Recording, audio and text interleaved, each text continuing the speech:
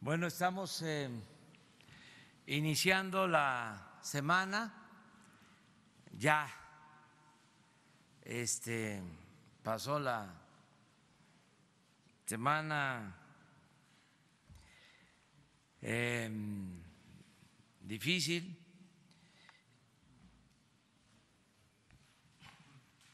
Lo cierto es que sí se vivieron 10 días complicados por el tema de los aranceles, la decisión de imponer esos impuestos a las mercancías que se producen en México y se venden en Estados Unidos. Entonces sí fueron días difíciles, estuvo muy bien nuestra delegación en Washington y pues fueron buenos los resultados. Lo mejor es de que no entran en vigor esos aranceles el día de hoy.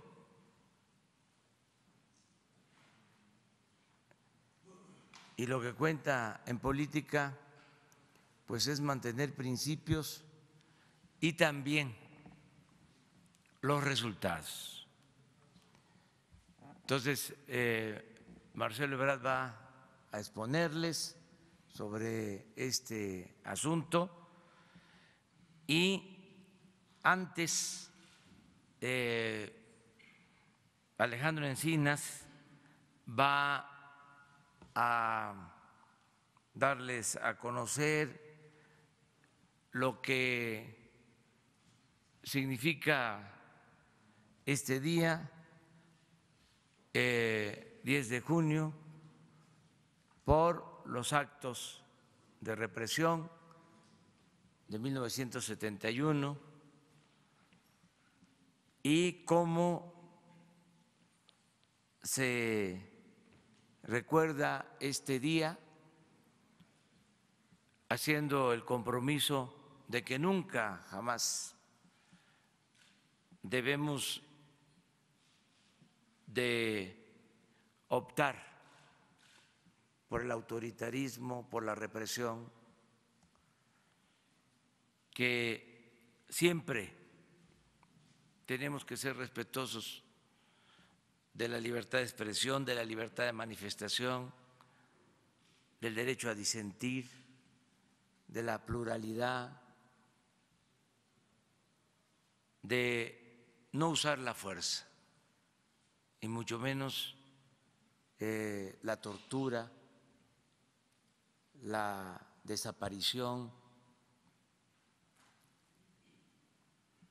el asesinato de opositores, borrar eso por completo, esa historia negra que tenemos que superar en una etapa nueva en este proceso de transformación que se está llevando a cabo en el país. Y por último, Ricardo Sheffield, como todos los lunes, nos va a dar a conocer el quién es quién en los precios de los combustibles. Entonces, si les parece, empezamos con Alejandro. Al final, preguntas y respuestas. Muy buenos días, tengan todas y todos. Con su autorización, señor presidente, pues efectivamente el día de hoy se conmemora el 48 aniversario de ese trágico jueves de Corpus Christi del 10 de junio de 1971. Y para hacer esta conmemoración, tener fresco en la memoria estos lamentables hechos con los que se pretendió aniquilar no solamente la disidencia en el movimiento estudiantil, sino la disidencia y la libertad de opinión y expresión en este país, el presidente nos ha instruido que de cara al 50 aniversario que habrá de celebrarse en el año 2021, iniciemos un conjunto de rescates de espacios en donde se llevan a cabo las actividades de tortura y de exterminio de los hombres y mujeres disidentes al régimen en esos años.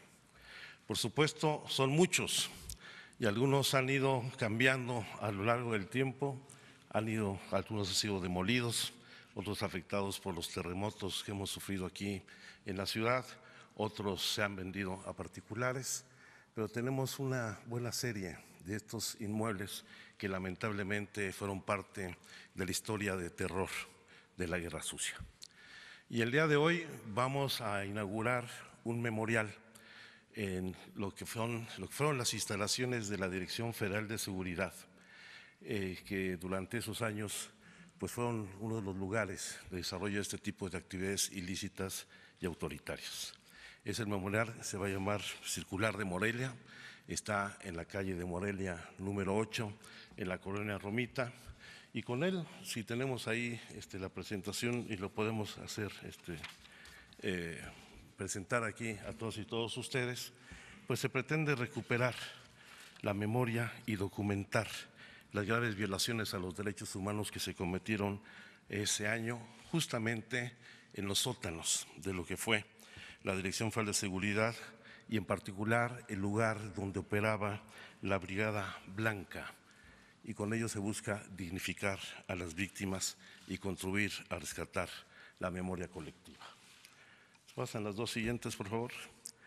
Para este proyecto va a presentar información sobre testimonios, material del Archivo General de la Nación para reconstruir los hechos, y al mismo tiempo se ha habilitado este sitio en el sótano del inmueble, en donde va a presentarse también una plataforma digital conocida como Memorial Virtual, que contendrá en gran medida los archivos que hasta ahora han sido desclasificados en el Archivo General de la Nación, aunque todavía existe mucha información reservada al respecto, y al mismo tiempo veremos cómo estas prácticas en este lugar donde pues estuvieron al frente Fernando Gutiérrez Barrios, Luis de la Barrera, Javier García Paniagua y Miguel Nazar Haro, entre otros protagonistas de esta parte negra de nuestra historia, pues hicieron interrogatorios, torturas, desaparición forzada en este edificio.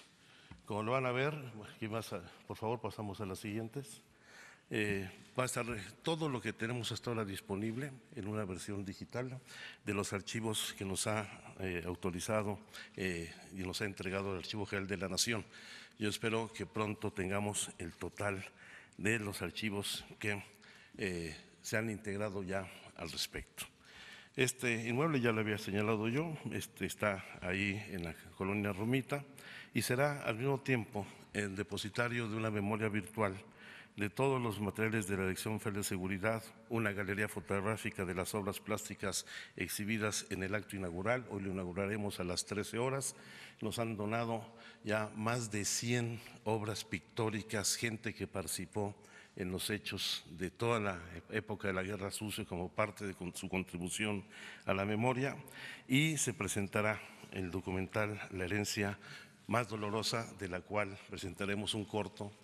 Muchos le dicen tráiler, a mí me gusta decirle corto al final de mi intervención y antes de que intervengan todos de nuestros invitados, que son testimonios vivos de lo que se vivió en esos lugares. En este sentido, vamos a seguir rescatando estos espacios de memoria. El siguiente serán los sótanos de la Secretaría de Gobernación. Hay un interés particular del señor presidente de que esto se lleve a cabo. Estamos en estos momentos haciendo los levantamientos topográficos y el rescate de este entorno, y seguramente en los próximos días daremos ya un informe al respecto. Yo les pediría que hiciéramos la presentación. Este es el video que se presentará. Tiene en su versión original una duración de 20 minutos. Hoy simplemente vamos a presentar una síntesis de 1 minuto de proyección.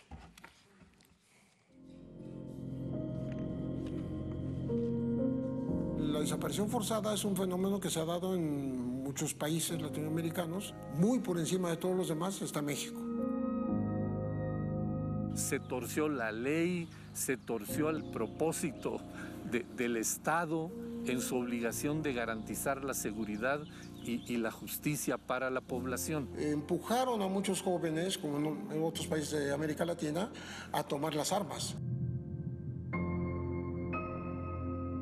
Me agarran, me esbozan, me cubren la cabeza. De pie frente a una pared y amarrado de las manos. Me suben por un elevador bastante estrecho. Y hasta así permanecía todo el tiempo. La finalidad de seguridad era la impunidad plena, ¿no? Tenían permiso para todo, para buscar a gente, para torturarla, para encarcelarla, para retenerla durante meses, para matar también. Bien, yo quisiera pedirle al maestro emérito de la UNAM, Alberto Híjar, y a nuestra compañera Marta Camacho, que son sobrevivientes vivos, son sobrevivientes de estos lamentables hechos, pasen aquí al frente y nos den un breve testimonio, pues para quienes vivimos esta tragedia. Yo en aquel entonces era estudiante en la Escuela Nacional Preparatoria y como dijimos en aquel entonces, ya la fecha, 10 de junio, no se olvida. Alberto.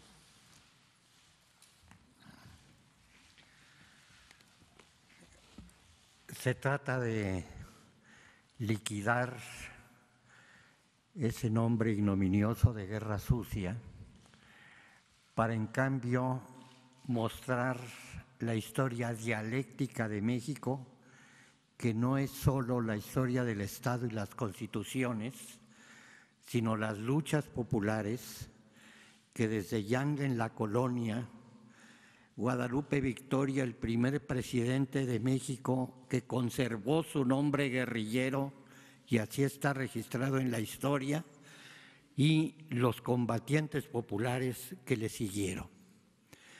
Esto entonces es la historia de México, esta historia dialéctica de constante relación de estos movimientos desde abajo y a la izquierda para ir construyendo la nación. El memorial que hoy se inaugura, no me gusta memorial porque es muy gringo, el sitio de la memoria es entonces el primero de una serie que habrá que descubrir los espacios públicos en donde estuvimos secuestrados, torturados, inhabilitados para saber dónde estábamos y hasta la sobrevivencia de algunos, como los que estamos presentes, y la liquidación y desaparición de centenares que ni siquiera supieron dónde estaba.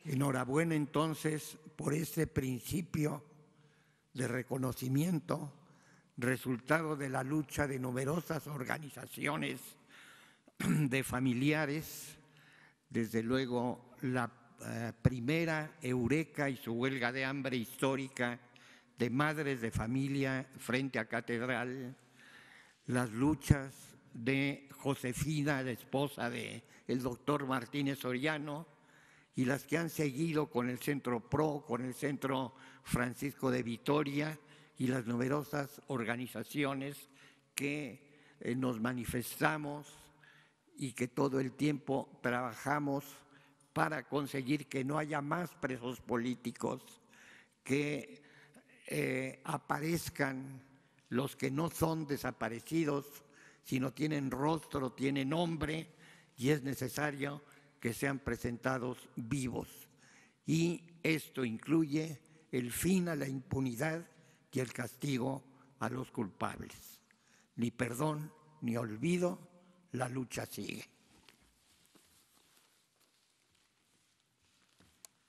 Buenos días, soy Marta Alicia Camacho Loaiza, académica de la Universidad Autónoma de Sinaloa. Junto con mi esposo fuimos desaparecidos el 19 de agosto de 1977, después de torturas inimaginables de todo tipo. Mi esposo fue ejecutado extrajudicialmente, obviamente no nos entregaron su cuerpo ni nada. Yo fui obligada a parir en medio de golpes un hijo, 40 días después de estar detenida. De los casos de Sinaloa, mi caso, por llamarlo de alguna forma, es el que tiene más evidencias. Les he dado nombres, domicilios, en la FEMOS, que de nombre muy largo, pero de alcances nulos. Y hasta la fecha es increíble que de Sinaloa es el caso que tiene más elementos y todavía no logramos ni justicia, ni el rescate de la memoria, porque nos cerraron de nuevo los archivos del AGN, ni nada. Aquí la justicia transicional parece que está con los ojos cerrados o no existe, porque tenemos testimonios, yo les di nombres, hasta los domicilios de los perpetradores y todavía no alcanzamos justicia. Esperamos que en esta ocasión sí podamos alcanzarla. Y me uno también a lo que nos comenta el maestro. Vivos se los llevaron, vivos los queremos. Justicia, ni perdón ni olvido.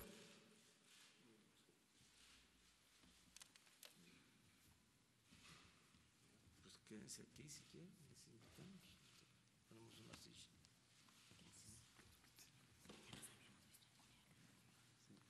A ver si no hay una silla, por favor, para que nos acompañe. Gracias.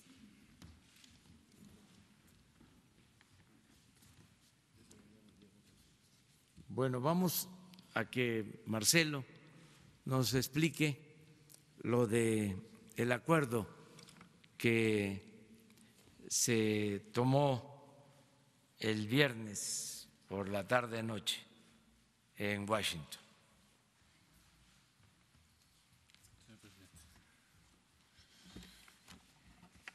Buenos días. Con su permiso, señor presidente, señoras y señores invitados, colegas. Bueno, informar respecto a los acuerdos llegados con Estados Unidos a la administración Trump, respecto al tema de la tarifa y la migración. Primero diría que en lo que lleva este gobierno, en estos meses, esta ha sido la más difícil o el momento más difícil en la relación entre México y Estados Unidos. Y la negociación fue muy difícil, muchas horas, muy tensa, y en esencia lo que ocurrió es que la relación comercial y económica se subordinó a la diferencia sobre el tema migratorio. Eso no había ocurrido. Un objetivo primordial de la negociación fue entonces para nosotros, para la delegación mexicana, volver a separar las dos esferas. Es decir, que la esfera comercial y la relación económica siga su camino y que la esfera migratoria siga el suyo, como estábamos hasta antes de la semana pasada. ¿Qué provocó que esto ocurriese por parte de Estados Unidos? El número de personas que están llegando allá. Es decir, en el mes de mayo, así nos recibieron en la reunión con el vicepresidente, que fue también muy dura. Dura no en el sentido que fueran groseros o otra cosa así, sino muy dura en el sentido de que el tono era casi de ultimátum. Bueno, quiten el casi. ¿Por qué? Porque nos recibieron con el reporte del mes de mayo de aprehensiones hechas en la frontera de los Estados Unidos con México. Y dieron a conocer una cifra superior a 140,000 personas. Es decir, con esa tendencia de personas que están llegando a Estados Unidos, dicen ellos, a fines de este año estarían llegando más de 1,600,000. El tema de las tarifas, yo quisiera nada más subrayarlo, porque por fortuna hoy se ha alejado ese peligro, pero el tema de las tarifas, ¿qué implica para México? ¿O por qué es tan importante tener cuidado con eso? Bueno, en primer lugar, hay que tomar en consideración que tenemos un tratado de libre comercio presentado al Senado en México y que está en el Congreso de Estados Unidos, y si se aplican tarifas unilaterales, entonces nos alejamos del modelo del Tratado de Libre Comercio. Es decir, ¿qué podría seguir en una guerra comercial? Pues que no se aprobase o no entre en vigor o deje de estar en vigor, cualquiera de las tres, un acuerdo de libre comercio con México. Y entonces todas las inversiones que tengamos previstas en México tendrían que tomar en cuenta eso. Estimamos que entrar a una guerra comercial nos va a costar a México ¿qué? ¿Cómo lo podríamos traducir para nuestra vida personal? Bueno, en primer lugar estimamos como incrementar el IVA de golpe 10% en términos de tus condiciones de vida. Implicaría probablemente la pérdida de 1.200.000 empleos. Implicaría una caída en el Producto Interno Bruto de más de 1 punto. ¿Y esto por qué razón?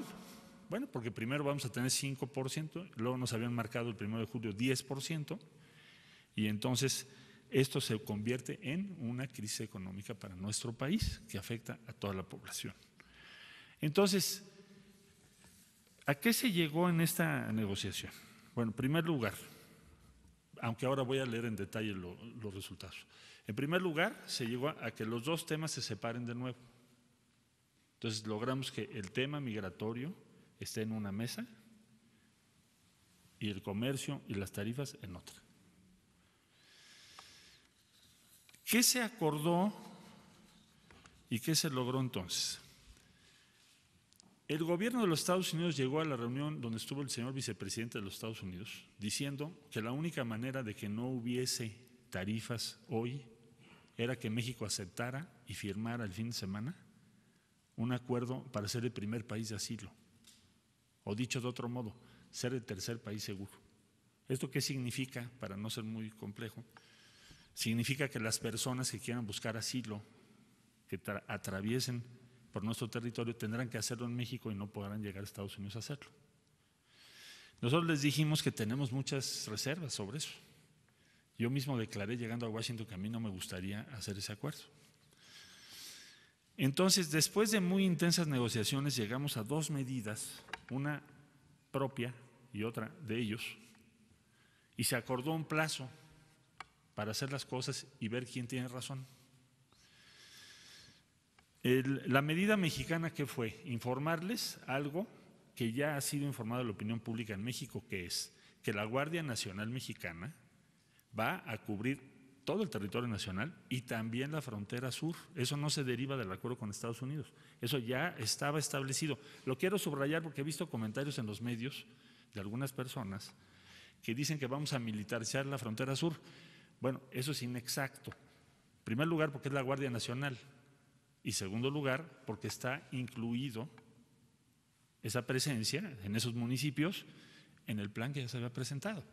¿Qué es lo que se va a hacer? Pues hacer el despliegue más rápido. Bueno, eso sí, pero nada más. ¿Qué se pretende con esto en combinación con el Instituto Nacional de Migración? ¿Qué se pretende? ¿Cuál es el objetivo? También se dice se va a criminalizar a los migrantes. México nunca haría eso, y menos este gobierno. Es decir, porque alguien se quiera mover, eso no lo convierte en criminal. ¿Qué es lo que se va a hacer? Se va a hacer un proceso que ya se anunció desde que entró este gobierno, que es que las personas que cruzan nuestro país en primer lugar tienen que registrarse. A ver, yo regresé de Washington, hice fila y presenté mi pasaporte y soy el canciller de México. Y si no hubiera traído mi pasaporte, a bien habría hecho la autoridad migratoria de mi país en ponerme en una sala, aunque sea el canciller de México. Y eso es para protección de todas las personas de nuestro país. Eso no es criminalizar a nadie. No podemos tener transitando por México a 600,000 personas y no sabemos cómo se llaman. Entonces, la decisión que se está tomando es, vamos a pedirles que se registren y vamos a decirles qué opciones hay. Y México no puede permitir que haya un flujo de 1,5 millones de personas sin saber cómo se llaman siquiera por su territorio. Segundo, Estados Unidos, la decisión de Estados Unidos es, miren, hoy en día estamos aplicando la 235 famosa, que también nos han criticado mucho, que por qué se está aplicando, la 235. Esa no es una decisión de México, ni es un tratado, es una resolución de Estados Unidos. Y esa ley no la hizo el gobierno del presidente Trump, la hizo un gobierno demócrata anterior. ¿Y qué dice esa ley? Persona que esté buscando o esté solicitando asilo de mi lado, ellos dicen que están saturados y que tienen miles y miles de personas. Y a juzgar por las cifras que han dado, pues sí es verdad, porque si tienen 600,000 personas cuando antes solían tener 180,000, pues puede ser que sí estén saturados. Bueno, entonces lo que dijeron es, vamos a poner en México personas que ustedes puedan admitir para que terminen su proceso de asilo. Y es lo que estamos haciendo. ¿Cuántos hemos recibido? Más o menos 10,000 personas, según se informó hoy en la mañana. Para aquellos que dicen que nos van a mandar cientos de miles, hay 10,000.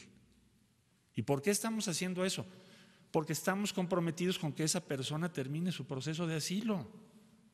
¿Por qué no los deportamos? Porque respetamos el derecho de asilo. ¿Por qué los apoyamos? Porque respetamos el derecho de asilo. Bueno, Estados Unidos nos dijo, lo voy a hacer en otros puntos. Bueno, entonces, ¿qué es lo que nosotros vamos a hacer? Pues hacer lo mismo, es decir, vamos a permitir que esas personas terminen sus procesos de asilo. Esa es la medida que Estados Unidos tomó, en la 2. Entonces, el punto 1 es de la Guardia Nacional, el punto 2 es la 235. Punto 3, lo explico porque hay tweets del presidente Trump y me dicen que sí hay acuerdos secretos paralelos o que qué más dimos, que si los granos, en fin, voy a explicarlo lo más preciso porque además la instrucción que tenemos es hacer una diplomacia transparente. Ambas partes, dice, están de acuerdo en que en el caso de que las medidas adoptadas, ¿cuáles? Las dos anteriores que acabo de explicar, no tengan los resultados esperados, ¿cuáles? Que los números se estabilicen y vayan hacia abajo, entonces tomarán medidas adicionales.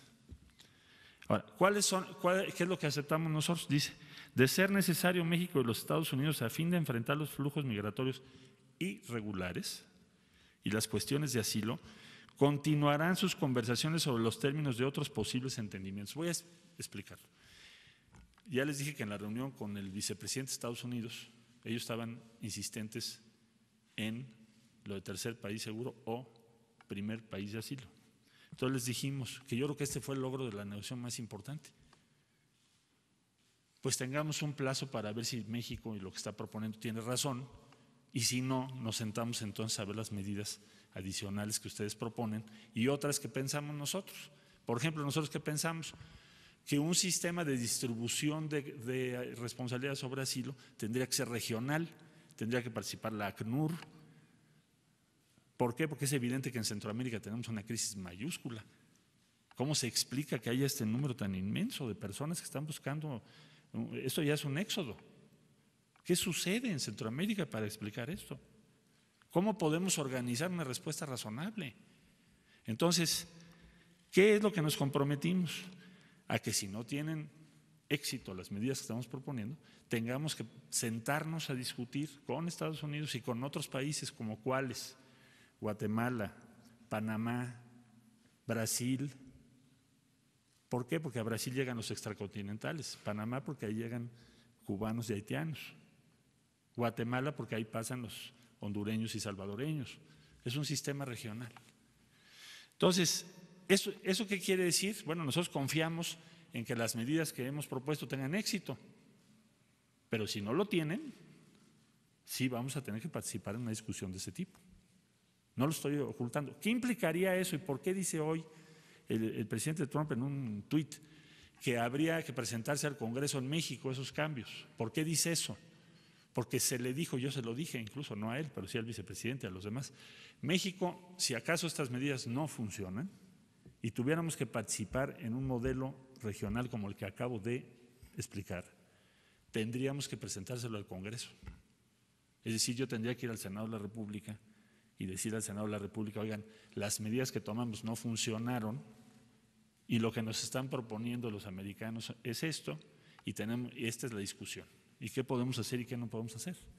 O sea, no es una decisión del Ejecutivo, tendría yo que verlo con el Senado de la República. Entonces, a eso se refiere. Esta declaración conjunta está firmada y sellada por nosotros. Esta es la que leí yo el día viernes. Y todo lo que se derive de esto yo les voy a estar informando puntualmente. ¿Cuándo o en qué fecha se va a hacer la evaluación? Dentro de 45 días. Aquí dice concluidas y anunciadas en un periodo de 90. Entonces, a los 45 días tenemos que sentar las partes y decir, bueno, ¿tuvo éxito o no tuvo éxito? Si no tuvo éxito, ¿qué vamos a discutir? Y entonces ya yo informaría en detalle qué es lo que se va a discutir si es que no tenemos éxito. Pero evidentemente nuestro propósito es tener éxito. Ahora, otra discusión de nunca acabar, pero que finalmente acabó y se asentó, fue el compromiso del 18 de diciembre que firmamos con el Departamento de Estado, porque esa es la posición esencial de México, que se mandó en una carta al presidente Trump, que es cuál, que la única solución plausible y razonable es que hagamos un plan de desarrollo integral, mismo que ya se presentó, yo lo llevé a la Casa Blanca. Ya fuimos a Alemania, Alemania ya lo respaldó, el canciller alemán. España ya emitió un comunicado que lo respalda también. Entonces, Estados Unidos dijo, voy a invertir 5.8 billones de dólares, de los cuales se han anunciado 350 millones de dólares en un proyecto en El Salvador, en el que estuvo ya presente el actual presidente de la República de El Salvador. Ese es el primer proyecto que se deriva de esto y de las gestiones de Salvador, claro está, directamente con Estados Unidos. Entonces, lo que queremos es esto, este punto que para nosotros es obvio, pues para los Estados Unidos, si pudiera, pues lo sacaban, ¿no? Pero aquí está también acordado por ellos y es público. Entonces, ¿qué ganamos? Resumo. Primero, pues no hay tarifas hoy. No hay una amenaza de tarifas en 90 días, o en 45, o en 30.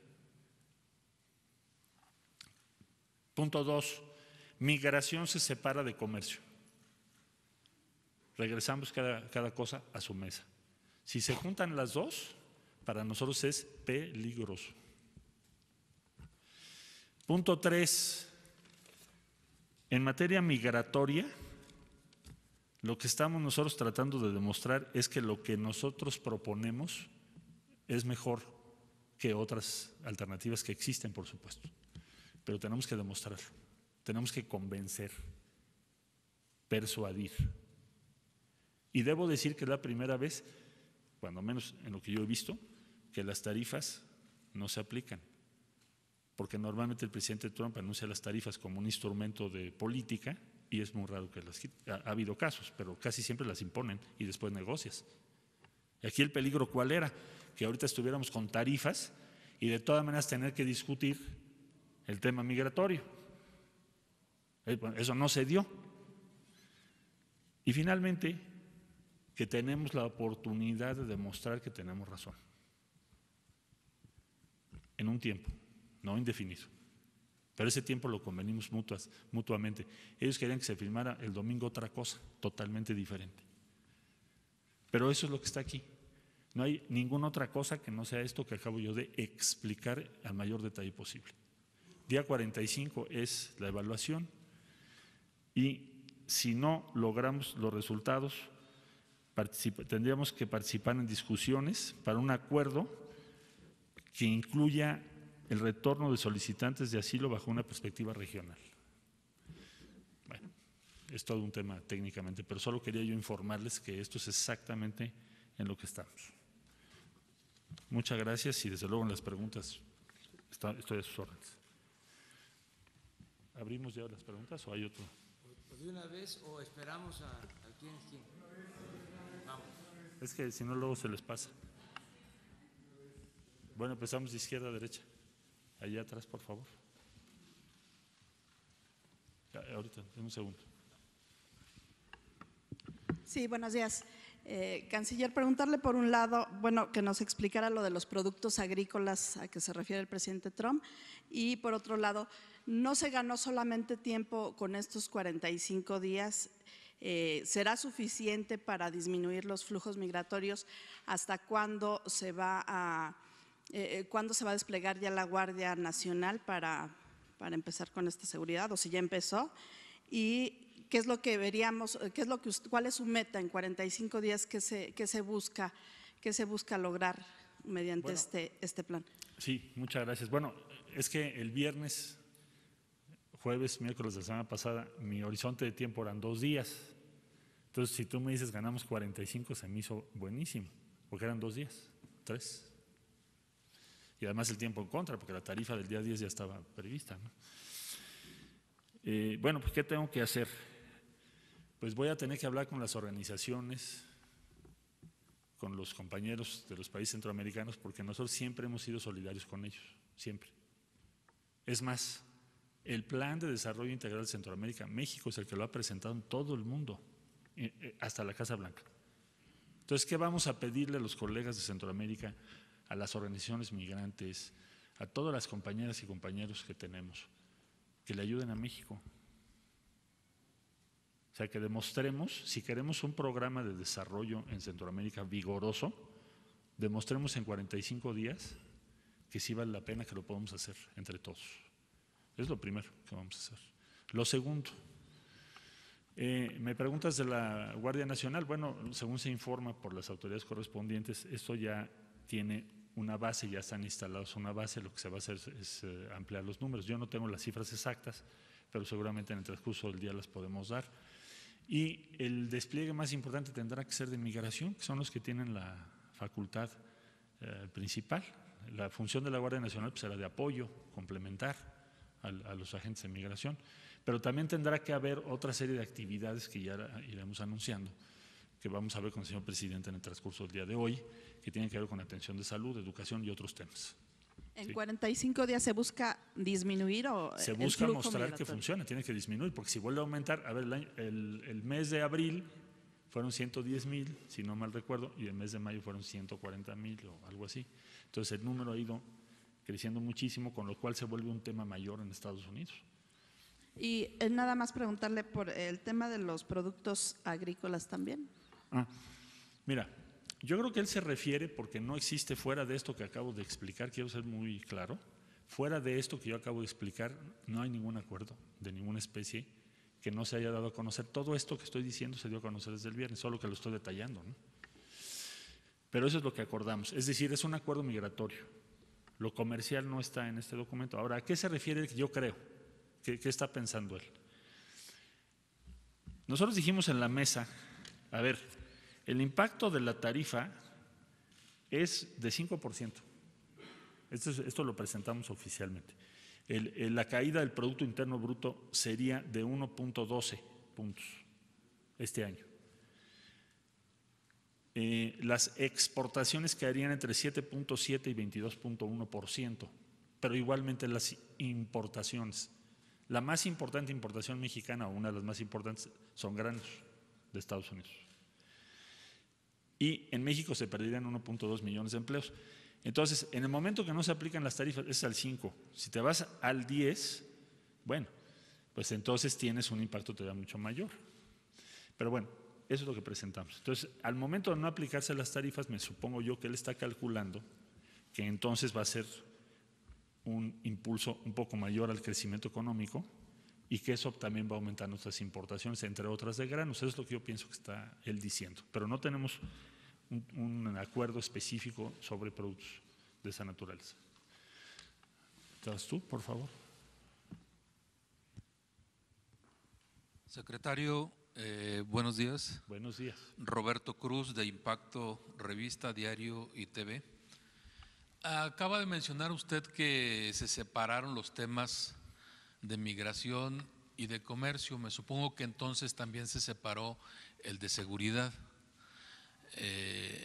Y me supongo que entonces el presidente de Estados Unidos, Donald Trump, tampoco ya no tiene nada más que decir o guardarse por ahí en la bolsa sobre seguridad, sobre lo que nos acaba usted de decir y sobre lo que él acaba de decir que va a revelar.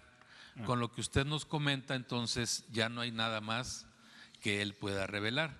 Ahora bien, con este paso que se dio ante Estados Unidos, y como decía Calderón, pues haya sido como haya sido, suponemos entonces que Estados Unidos pues también aceptó algunas cosas. En este acuerdo, Estados Unidos echa para atrás su amenaza de muro, Estados Unidos se compromete a frenar el tráfico de armas de Estados Unidos a México. Estados Unidos se compromete a consumir menos droga de lo que consume. Esas serían mis preguntas. Tengo otra pregunta, es otro tema, es sobre seguridad. Lo que acaba de ocurrir sobre Norberto, el joven universitario, no sé si la haga ahorita, presidente, o al rato. Muy bien, son mis preguntas. Soy breve contigo. Bueno, el mayor riesgo para México, como ya expliqué yo, fue y es el tema de las tarifas y que se cancele, se suspenda o se deje para otra ocasión el acuerdo comercial con México. Entonces, lo que se logró es que la tarifa no se aplique. Eso ya de entrada es para nosotros muy importante. Ahora, lo segundo, el punto del desarrollo en Centroamérica, fíjense bien lo que estamos diciendo. México no pidió para sí. No hay ningún punto que diga que a México le den dinero, que a México no sé qué, que hay otros temas que podríamos plantear, pero no planteamos eso. Planteamos, y lo aceptó el gobierno de Estados Unidos, ¿qué dice? Lo siguiente: Estados Unidos reitera su beneplácito al Plan de Desarrollo Integral lanzado por el Gobierno de México en conjunto con los gobiernos de El Salvador, Guatemala y Honduras para promover los objetivos del desarrollo. México y los Estados Unidos liderarán el trabajo con socios nacionales e internacionales para construir una Centroamérica próspera y segura y así abordar las causas subyacentes de la migración con el objetivo de que los ciudadanos puedan construir mejores vidas para ellos y sus familias en casa. Esto para nosotros fue lo más importante en este acuerdo después de las tarifas. Pero es hablar por Centroamérica, no por México.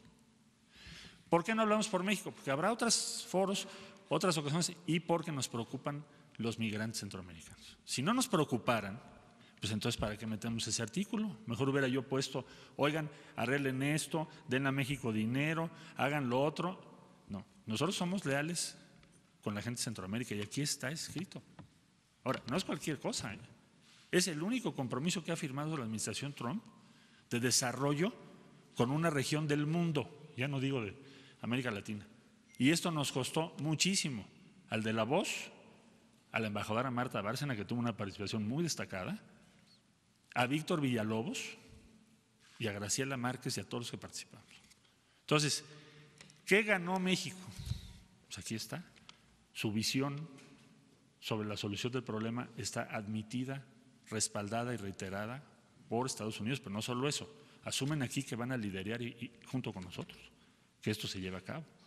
Entonces, nos parece un avance significativo, eso es lo que se logró, además de que no se nos apliquen una tarifa. Voy allá, por favor. ¿Van a ser de 5 a 8 preguntas o una? 2, si me permite, canciller. Preguntarle, entonces no se tiene, usted dice que las negociaciones iniciaron muy duras. ¿No llegó a Estados Unidos con una cifra de disminución del paso de migrantes, una cifra o un porcentaje de cuántos migrantes buscan que ya no crucen su frontera? Sí. Bueno, ellos dicen que cero. Digo, que cero, que no pasen por México. Pero evidentemente yo creo que esa es una posición imposible, muy difícil. Entonces, a ver, en la primera reunión que tuvimos, nosotros planteamos que se podría reducir el flujo de manera más o menos apreciable, importante, en 5 meses. ¿Por qué 5 meses? Porque el presidente Trump en su tuit de la tarifa nos había manejado 5 meses, ¿te acuerdas? 5, 10, 15, 20, 25. Desde luego que una tarifa de 25 es un colapso de la economía mexicana, sin duda. Pero el plazo, digamos, así lo entendimos, de 5 meses estaba ahí establecido. Entonces, primero fue desechada la postura o la posición mexicana o no se tomó como suficiente en esa reunión, por eso tuvimos una reunión el día siguiente. Ellos estaban insistentes en que México ya firmara un acuerdo de tercer país seguro. ¿Esto qué significa? Que las personas que van hacia Estados Unidos se queden en México y hagan su trámite de asilo en México, no en Estados Unidos. Nosotros les dijimos que no nos parecía aceptable ese tema. Ahí empezó la discusión. Eso fue el día que tuvimos la reunión, que fue el miércoles. Todo el jueves fueron los razonamientos de nosotros sobre estos 4 temas, los 4 que les llamó felizmente nuestra embajadora, los 4 pilares de esta posible negociación. Entonces, eso fue todo el jueves. Hasta el viernes dijimos, bueno, a ver, aquí hay una cosa. Si lo que nosotros decimos funciona, entonces ayúdanos en Centroamérica a que haya mejores condiciones de desarrollo. Y ya lo que importa no es el medio para lograrlo, sino el fin, que es que el flujo migratorio tenga números razonables. Ellos dijeron, bueno, si no funciona tu medida, entonces tú vas a tener que discutir la que yo propongo, que se nos hizo un trato razonable. Es decir, si nosotros tenemos razón, pues ya salimos adelante. Si no tenemos razón, tenemos que volver a hacer una ronda de conversaciones y negociaciones para buscar otras medidas. Especialmente, ¿cuál van ellos a proponer? Pues esa, el primer país de asilo. ¿Qué es lo que nosotros decimos? Tiene que estar ACNUR, tiene que ser regional, eso fue lo que dijimos en la mesa. Todo esto que estoy diciendo es lo que se acordó, no hay otra cosa.